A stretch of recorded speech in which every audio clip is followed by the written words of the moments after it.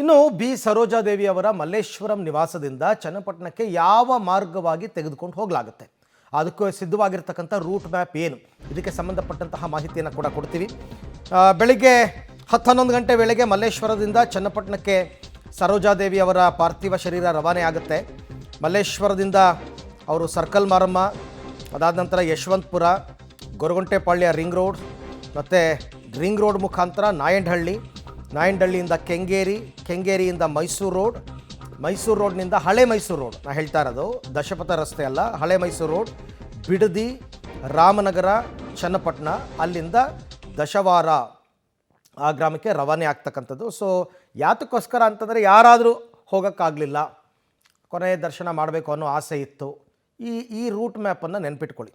ಮಲ್ಲೇಶ್ವರದ ಅವರ ನಿವಾಸದಿಂದ ಮೊದಲು ಸರ್ಕಲ್ ಮಾರಮ್ಮ, ಆ ಸರ್ಕಲ್ಗೆ ಬಂದು ಅಲ್ಲಿಂದ ಯಶವಂತಪುರ ಸರ್ಕಲ್ಗೆ ಬರ್ತಾರೆ, ಫ್ಲೈಓವರ್ ಮೇಲೆ ಹೋಗುತ್ತೆ, ಗೊರಗುಂಟೆಪಾಳ್ಯ ಸಿಗ್ನಲ್ಗೆ ಹೋಗಿ ಅಲ್ಲಿಂದ ಲೆಫ್ಟ್ ರಿಂಗ್ ರೋಡ್ ತಗೋತಾರೆ, ರಿಂಗ್ ರೋಡಿಂದ ಮುಂದಕ್ಕೆ ಹೋಗಿ ನಾಯಂಡಹಳ್ಳಿ ರೀಚ್ ಆಗಿ ಅಲ್ಲಿಂದ ರೈಟ್ ಕೆಂಗೇರಿ, ಅಲ್ಲಿಂದ ಮಾಮೂಲಿ ಮೈಸೂರು ರೋಡ್ನಲ್ಲಿ ಅವರು ಚನ್ನಪಟ್ಟಣ ಮತ್ತು ದಶವಾರಕ್ಕೆ ರವಾನೆ ಮಾಡ್ತಕ್ಕಂಥದ್ದು.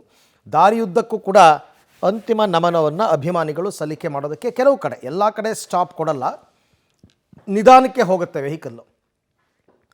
ಈ ಬಗ್ಗೆ ಮತ್ತಷ್ಟು ಮಾಹಿತಿ ನನ್ನ ಕೊಲೀಗ್ ನಾಗೇಶ್ ಅವರಿಂದ ಪಡ್ಕೊಳ್ಳೋಣ. ನಾಗೇಶ್, ಇವಾಗ ಪಾರ್ಥಿವ ಶರೀರದ ರವಾನೆಗೆ ತಯಾರಿಗಳು ಯಾವ ರೀತಿ ಇದೆ, ಅದಕ್ಕೆ ಎಲ್ಲೆಲ್ಲಿ ಪಾಯಿಂಟ್ಸ್ಗಳನ್ನ ಅಂತ ಏನಾದ್ರು ಕೊಟ್ಟಿದ್ದಾರಾ, ಎಲ್ಲಾದರೂ ನಿಲ್ಲಿಸುವಂಥ ಪಾಯಿಂಟ್ಗಳನ್ನ ಕೊಟ್ಟಿದ್ದಾರಾ, ಅಥವಾ ರವಾನೆ ಮಾಡಬೇಕಾದ್ರೆ ವೇಗವಾಗಿ ಹೋಗುತ್ತಾ, ಯಾವ ರೀತಿ ಇದಕ್ಕೆ ಸಿದ್ಧತೆಗಳಾಗಿದೆ ಅಂತ? ಅರವಿಂದ, ಸರೋಜಾದೇವಿಯವರ ಅಂತಿಮ ದರ್ಶನಕ್ಕೆ ಈಗಾಗಲೇ ಸಾರ್ವಜನಿಕರಿಗೆ ವ್ಯವಸ್ಥೆಯನ್ನು ಮಾಡಿಕೊಂಡಿರುವಂಥದ್ದು. 10:30ರಿಂದ 11 ಗಂಟೆಗೆ ಮಲ್ಲೇಶ್ವರಮಿಂದ ನೇರವಾಗಿ ಚನ್ನಪಟ್ಟಣದ ಅವರ ಸ್ವಗೃಹಕ್ಕೆ ತೆಗೆದುಕೊಂಡು ಹೋಗಲಿಕ್ಕೆ ಈಗಾಗಲೇ ಎಲ್ಲ ರೀತಿಯ ತಯಾರಿಗಳನ್ನು ಮಾಡ್ಕೊಂಡಿರುವಂಥದ್ದು.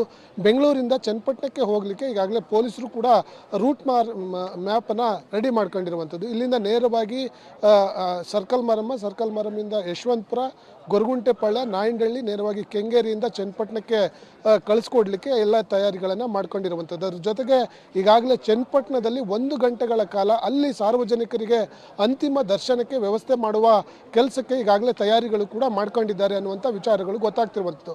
ಹಾಗಾಗಿ ಅಲ್ಲಿಂದ ಚನ್ನಪಟ್ಟಣದಲ್ಲಿ 1 ಗಂಟೆಗಳ ಕಾಲ ಅಲ್ಲಿಯ ಸ್ಥಳೀಯ ಸಾರ್ವಜನಿಕರ ಅಂತಿಮ ದರ್ಶನಕ್ಕೆ ವ್ಯವಸ್ಥೆ ಮುಗಿದ ಬಳಿಕ ಅಲ್ಲಿಂದ ನೇರವಾಗಿ ದಶಾವತಾರಕ್ಕೆ ತೆಗೆದುಕೊಂಡೋಗಿ ಅಲ್ಲಿ ಅಂತ್ಯಕ್ರಿಯೆಯನ್ನು ಮಾಡಲಿಕ್ಕೆ ಈಗಾಗಲೇ ಎಲ್ಲ ರೀತಿಯ ತಯಾರಿಗಳನ್ನು ಮಾಡ್ಕೊಂಡಿದ್ದಾರೆ ಅನ್ನುವಂಥ ವಿಚಾರಗಳು ಕೂಡ ಈಗ ಸದ್ಯಕ್ಕೆ ಗೊತ್ತಾಗ್ತಿರುವಂಥದ್ದು. Arvind, right, thank you Nagesh, ತಮ್ಮೆಲ್ಲ ಮಾಹಿತಿಗಾಗಿ ಧನ್ಯವಾದ. ಸೊ ಇದೇ ಸಿದ್ಧತೆ ಮತ್ತು ಪ್ಲ್ಯಾನ್ ಎಲ್ಲವೂ ಕೂಡ ರೆಡಿಯಾಗಿದೆ. ಸಮಯ ಸಿಕ್ತಲ್ಲ, ತುಂಬ ಸಮಯ ಸಿಕ್ತು, ಹಾಗಾಗಿ ಪೊಲೀಸರು ಎಲ್ಲ ಕರೆಕ್ಟಾಗಿ ಪ್ಲ್ಯಾನ್ ಮಾಡ್ಕೊಂಡಿದ್ದಾರೆ. ಮುಖ್ಯಮಂತ್ರಿಗಳು ಬಂದು ಅಂತಿಮ ದರ್ಶನ ಪಡಿಬೇಕು, ಅದಕ್ಕೋಸ್ಕರ ಎಲ್ಲರೂ ಕೂಡ ವೆಯ್ಟ್ ಮಾಡ್ತಾ ಇದ್ದಾರೆ. ಆ್ಯಂಡ್ ಚಿತ್ರರಂಗದವರು ಆಲ್ಮೋಸ್ಟ್ ಎಲ್ಲರೂ ನೆನ್ನೆನೇ ಬಂದು ಅಗಲಿದ ಹಿರಿಯ ಚೇತನಕ್ಕೆ ಅಂತಿಮ ನಮನವನ್ನು ಸಲ್ಲಿಸಿದ್ದಾರೆ. ಇಚ್ಛೆ ಇದ್ದಂಥವರು ಅಂತಿಮ ಸಂಸ್ಕಾರಕ್ಕೂ ಕೂಡ ಹೋಗಬಹುದು, ಅಥವಾ ಹೋಗೋಕ್ಕಾಗದೇ ಇದ್ದವರು ಕೆಲವರೆಲ್ಲ ಅಂತಿಮ ದರ್ಶನವನ್ನು ಈಗಾಗಲೇ ಪಡ್ಕೊಂಡಿದ್ದಾರೆ. ಅವರ ಕುಟುಂಬಸ್ಥರು ಅಂತಿಮ ಸಂಸ್ಕಾರವನ್ನು ಮಾಡ್ತಾರೆ. ಅವರ ಪುತ್ರ ಗೌತಮ್ ಇದ್ದಾರೆ, ಅವರೇ ಅಂತಿಮ ಸಂಸ್ಕಾರವನ್ನು ಅವರ ಸಂಪ್ರದಾಯದ ರೀತಿಯಲ್ಲಿ ನೆರವೇರಿಸ್ತಕ್ಕಂಥದ್ದು. ಕೊನೆಗೂ ಸುಮಾರು ದಶಕಗಳ ಕಾಲ ದಕ್ಷಿಣ ಭಾರತದ ಚಿತ್ರರಂಗವನ್ನು ಆಳಿದಂತಹ ಚೇತನ ಕನ್ನಡತಿ, ಅಪ್ಪಟ ಕನ್ನಡತಿ ನಮ್ಮನ್ನು ಆಗಲಿರ್ತಕ್ಕಂಥದ್ದು ಭಾರತೀಯ ಚಿತ್ರರಂಗಕ್ಕೆ ನಿಜವಾಗ್ಲೂ ಕೂಡ ತುಂಬಲಾರದ ನಷ್ಟ. ಅದನ್ನೇ ಪ್ರಧಾನಿ ಮೋದಿಯವರು ಕೂಡ ಹೇಳಿರ್ತಕ್ಕಂಥದ್ದು. ಬಿ ಸರೋಜಾದೇವಿ ಅವರು ಪ್ರಧಾನಿ ಮೋದಿಯವರಿಂದ ಹಿಡಿದು ಕೇಂದ್ರ ನಾಯಕರೆಲ್ಲರೂ ಕೂಡ ಶ್ರದ್ಧಾಂಜಲಿಯನ್ನು ಸಲ್ಲಿಸಿದ್ದಾರೆ.